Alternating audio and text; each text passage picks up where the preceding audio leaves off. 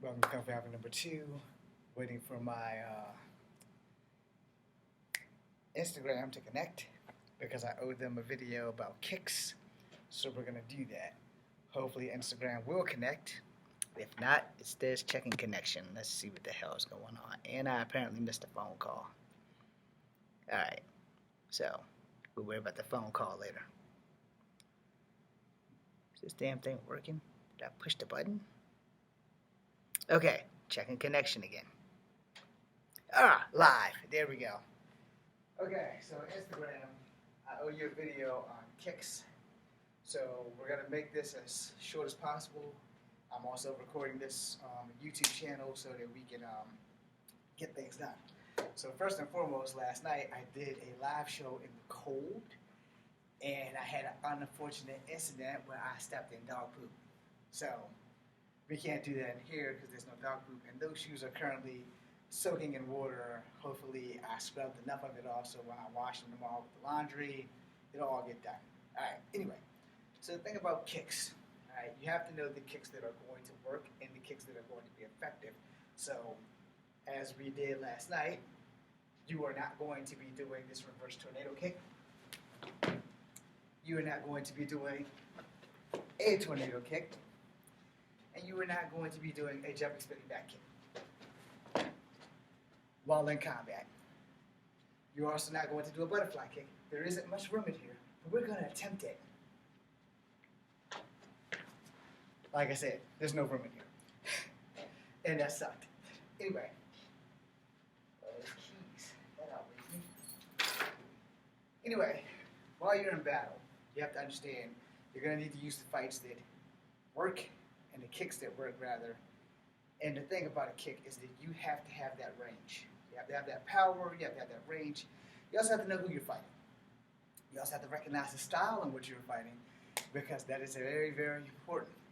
I generally take a Wing Chun stance, which for boxers this is a southpaw stance. But for Wing Chun, if I'm going to use a kick, I'm going to use a low kick here, or I'm going to use a high kick to the middle, or if necessary, all the way up to the face. Now, as a short man with no room in here, that's a little bit complicated, which is also very important if you notice that there is just a small space. Right? So knowing that you have little to no space to work with is very important to know where you are doing a fight. Also understand that some kicks are going to be more effective than others. I do not want to teach you something that's not going to work, but at the same time, what works for me won't always work for you because of your body size, and by size, I mean your height and your weight. So your height's here, weight's here. I got to recognize what style you're doing. If you're just coming at me boxing, like this is southpaw, like this is standard. So I need to be prepared for that. Now, since this is all about kicks, there are very few kicks that you will be able to use. Most of the kicks that I'm going to show you will be effective, if not usable, but at least effective. As I told you guys, you kind of always want to hit the center line, which is from here all the way around, all the way through, and all the way back around. What's in the front, also in the back, with a few exceptions, because your spine and your rib cage are bigger in the back and smaller in the front. All right? Inside your rib cage lies your sternum, or your belly, lies your lungs, lies your liver. The kidneys are down here, but everything in this little package here can make you or break you in a fight. So knowing where to strike someone is a hell of a lot important. Knowing how to strike someone and what kicks to use will be your saving grace. As I said last night, inside to outside crescent kick, there, my guard was down. For those who weren't noticing, this guard was up, but this guard was down. Correct posture would probably be, and I still lower my guard. I do it every time. It's a force of habit. Don't get into that habit. Same side for the other side. As you notice, this guard's up better now. So, now if you're going to do the outside to inside crescent kick, guard's up. Outside to inside crescent kick, guard's up. I lowered a little bit. Please do not get into the habit of lowering your guard. For me, this is a habit I still can't break at 49. And when you're not training with somebody, it's easier to lower your guard than when you're training with somebody, because if you're training with somebody, the person you're training with is going to find that opening and they're going to eat your ass alive. Alright? Now, if somebody's coming at you front kick, somebody's coming at you and you need to do a front kick and a double. So, front, boom, boom, for the side. For Kung Fu, for karate, it would be more boom, foot, step, kick. Okay? So understanding how this works now, you have to understand when you can use the kick. I don't recommend you doing that kick because you're leaving the ground. If you're leaving the ground, you still have the option of someone sidestepping, brushing, blocking with the knee, and then sweeping your foot. Anything that can cause you to go to the ground. If you don't have a ground game, you're going to get dusted. I don't have a good ground game, so I'm not going to the ground if I can help it. However, you can prevent from going to the ground with proper training, proper technique. Okay, I thought that was a wave, it's a table. Proper technique, proper training will get you through damn near everything. Do not get cocky. Do not think you're invincible. No one is invincible, and everybody can be beaten at least once. Alright? Now understanding, the thing with kicks, man, is that distance. You have to have that distance. I am a short person. I'm 5'3.5". If you want to count the half, great. If you don't, great. The Army didn't count the half. But the thing about fighting someone bigger than you when you were smaller is that you have a couple of tactical advantages. You need to learn how to use them depending on how much bigger that person is to you. Now, when I say bigger, I'm specifically meaning height. Because I haven't really fought anybody my size but bigger. Maybe a little taller than me, which is like 5'7", 5'6". We're about equal playing for ground because if they're like 5'7", 5'6", they can still punch me in the face without having to come down. Whereas someone who's like 6'4", 6'5", they have to come down because I'm so fucking short. Anybody 7 feet tall has to come down to hit me. This is where gravity comes in.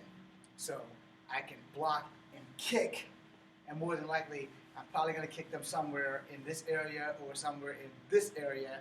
It will not be intentional. It'll just be where I can reach at the time. Or it will be very intentional because it's a street fight and I'm trying to survive this son of a bitch. Now understand, you got some things that you need to get through when it comes to fighting. First thing you got to understand is, where are you to fight? If you're fighting in a dojo or if you're fighting in a competition, you have rules that you must abide by. So that means no kicking in a no-no square, no hitting in the throat, and no kicking in the sternum without merit. If it's an accident, it's an accident. But if you're just partnering up, if you're just training, you really don't want to hurt your training partner, so you really want to be very well advised on that. If you're fighting in an octagon setting or a martial arts setting, you still have rules that you can follow. So you can't hit people in the throat. You can't hit people in the testicles or the no-no square. Those are things that you have to be highly aware of. Everything else is highly optional. Now, take all that shit and throw it out when you're in the streets. Because in the streets, it's all about survival. Alright? Which is another reason why I tell people you have to be very well-rounded when it comes to fighting. You have to be able to recognize the style. You have to be able to beat that style. 9 times out of 10, you're fighting the martial artist with that style, so you have to be able to beat the style to beat the martial artist. If that is not worded right, then I apologize. But my way of thinking is really simple. If you are doing capoeira, I don't know capoeira, so I know drunken master. I need to have my drunken master sway set to go against your Jenga. The only problem with it is that capoeira is lightning fast motion. Drunken master is lightning fast, but not as fast as capoeira. So you have to figure out how to match this with that. Now, despite the fact not knowing capoeira, you can still beat a person with capoeira. You just got to make sure you stay out of the way when they throw their fury. When they go into fury mode, you need to learn how to sidestep, boom, round kick. Sidestep, back fist, round kick. Now, or front kick, which is what I just did, my bad. But you have to understand that speeding and fighting go hand and foot. So you need to be set for that. Now, with your counters of your kicks, if you guys are having a kick fest and you're both throwing front kicks, you know, I'm throwing a right front, your counter would be a left front so that you can block my foot. Now sometimes that works, sometimes it doesn't. Most of the time you see that shit on movies, it's been very well choreographed, it's been very well practiced so that nobody gets hurt. I did a thing with that with my boy Jay Diz. I'm pretty sure it's on here somewhere. But you have to understand, there's a big difference between movie fighting and real fighting. But more importantly, getting kicked sucks. Alright? Getting punched in the face sucks, getting kicked in the face sucks twice as much. Alright? Understand that there are going to be kicks, like this round kick. Boom. I got to get real close up on you because I'm short to catch you in the face. But if I want to kick you in the gut or the side, boom. I don't have to get that fucking close to you. Just enough that my entire top of my foot hits something. You know? So I sidestep, boom, and drive one into you. While you're throwing a punch, and I sidestep, boom. You know? I got a really good shot of bringing you down. I also got a really good shot of not bringing you down. The reality is, if your abs are rock solid, I gotta work. And in all fights, you're gonna have to work. Understand that shit. So we're gonna run over some kicks that you're gonna use. You don't need to run over the kicks that you're not gonna use, since that was at the beginning of the video. Anything you missed, in about 3 hours, you can go to Kung Fu Habit number 2 and see them, because I'm not at home. I have to go home to post them, because I don't know the internet password here. It's gonna take a lot longer to do it here versus do it there. Okay? Now, outside the inside crescent kick, guys coming at you, which way do you want to send him? Would be the kick that you want to use. You want to send him to your left, you're going to use the outside to inside crescent kick. It will look like this. Boom. So when he's here, you can continue unless you have hit him with unquantifiable levels of power, which knocked him ass out. Same thing on the other side. If you want to send him to the right, he's coming at you, and you're in the southpaw stance or Wing Chun stance. Boom. Now he's over here. You can still choose to engage him unless you've incapacitated him. Now, same kick, just inside to outside. You want to send him to the left. You use your left leg, so he's coming. Boom. As you see, I lowered my guard. I screwed up. So don't lower your guard, but the kick was fine. The kick was fine. So you want to send him that way because you wanted to send him that way. Or in the heat of the battle, you didn't really realize you didn't have a choice. He was coming. Boom. No. So you send him that way. Same thing to the right. Boom. You send him that way. When I have my guard up, it doesn't feel natural. So that's why that kick didn't look like this. You know? So that's why when my guard's up, it just throws my balance off. So I know better, but it's a bad habit. Okay? So this probably looks better than this. Alright? Because my guard's up. And sometimes you get into these habits. You should probably not get into those habits. So, you know, if you want to stop him cold and he's coming at you and you want to throw a front kick, boom, you know, targeting. Or you want to catch him in the chin, axe kick, you know, same thing on this side, boom. Now, if you want to add more to that, so axe kick, side kick, I'm going to go with my weak leg first. So, boom. Now, you see how off balance I was? You don't want that. You want it to be a little bit more crisp. We're going to attempt that shit again. I'm probably going to screw it up, but I'm honest about it. So, here we go. Boom. That was a little bit more crisp. Alright? Same thing, right leg. Boom. Now, put my foot down, so don't do that. But, boom. You know, so you want your shit to be accurate as possible, but you also want to be as careful as possible. My guard was a little laxed, alright? Because if you notice, my guard was this way instead of this way. So what it should have been looking like is more boom, boom, versus what it looked like at first. Now, I don't recommend this kick, but I'm showing it anyway with both legs. This is a jumping front kick. Guys coming at you. Boom. And my guard's up for that. Guys coming at you. Boom. Guard's up for that. Those are really simple kicks. However, there's also a good chance that when you jump in the air, the guy can go right by you and sweep the foot. Neither one of your feet are actually on the ground, which is a purpose. Which is why I say you're just going to go front kick. Boom. Versus boom. Because if he sidesteps and sweeps his foot before he hits the ground, you're going to be on your back. If you don't get the wind knocked out of you when you hit the ground, he's going to be on top of you anyway. So, have to be careful with the kicks you choose. Alright? Now, I left off a kick that I don't say you should use. I can't say you shouldn't. But I am going to do this kick anyway. Which is not a jumping spinning back kick, but a spinning back kick. You need to make sure you set your enemy up for that shit, instead of just letting that come right out of your arsenal first. Because anytime you try to turn your back to your enemy, you're dead. Simple as that. So, you kick, boom, and then you set, boom. Okay, you're good there. But if you just come, he's coming, boom. Your chances of nailing that, or nailing this, it's going to be really slim. This rug doesn't make it easy to turn on. But it's going to be really slim. So you don't need that kick. If you're going to do a spinning hook kick and you're going to go to the ground with them, you want to catch them in there, like the backside of your thigh, around their neck. It can be done. Do I recommend it? Not in a real fight. Maybe in some movie shit, but not a real fight. There's a lot of things that I can show you in a movie that would be great.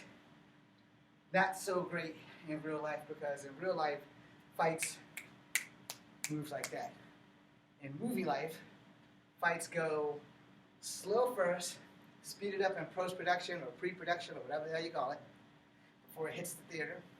You speed it up in the editing room, and if it looks good, your eyes go, pow! If it looks bad, you're like, I would have done it this way. Which is why they do this shit 5-6 times a day until they get the perfect shot by the director. Then they get the test audience to see which one they like best, and then it goes over here. What they don't like goes over here, which means this is the editing room floor. Now, in many cases, in many fights, I don't recommend spinning back kick or the spinning hook kick, and I damn sure don't recommend the jumping spinning back kick. Now, the thing about kicks is, kicks are very powerful, but kicks can also work against you. So if you're a martial artist and you haven't been told that kicks can work against you, you should probably do your research. And if you're a sensei or sifu or shidoshi, and you're not teaching your children that kicks can work against you just as much as they can work for you, you should probably not be teaching. Because here's the thing about Kung Fu, and I'm going to end this video really, really soon. In fact, let me rephrase that. Here's the thing about martial arts in general. There are good things, and there are bad things, and they are one and the same. And I know you're asking, how are they one and the same? Okay, we both have two legs. So if I throw a turning round, and you throw a turning round, if your legs are longer and yours connect, and mine doesn't, I'm going down, and you'll still be sturdy enough where if I'm on your leg, you just push me right back off. So basically, you threw this kick, and right where it stayed, my belly is over top of your leg. You can drop it, back fist me, or if you're strong enough and I'm still here, shove me all the way over. So, I'm fighting somebody who's 7 feet tall. The capability of them doing that is not slim to zero. It's going to happen. I know it's going to happen. So if they're throwing this round kick, I better be going for a break. Okay? Now I know everyone's like, but this is about kicks. Yes, it is. That's how you break a kick. Okay? Especially if you don't have a lot of upper body strength.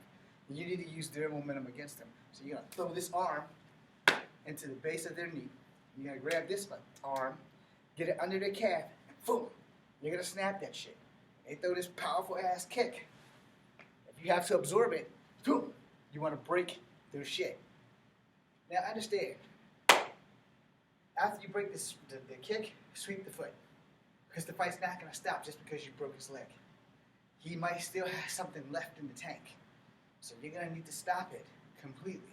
So he throws the round kick, boom, sweep his foot, fall down with an elbow into his no-no square. He's going to automatically set up. You're going to punch him in the throat. You're going to punch him in the face. You're going to punch him in the sternum. you're gonna punch him in the throat. Because if he can't breathe, he can't hurt you. That being said, I'm gonna end this video now because I'm not where I could be to do better shit. I'll try to come at you guys next Friday, weather permitting. Thank you for having me. I'm Echo Fang Grey Wolf. This is my Instagram and Kung Fu Havoc number 2, BCNU. Now for you here on Kung Fu Havoc number 2, you guys should know that if I'm going to tell you something, I try to do it best so that you don't get misled. Everything I showed you was not to mislead you, but to let you know that, yes, there are good kicks and there are bad kicks, and you need to know when to use them. If you do not know when to use them, you're going to be abused by them.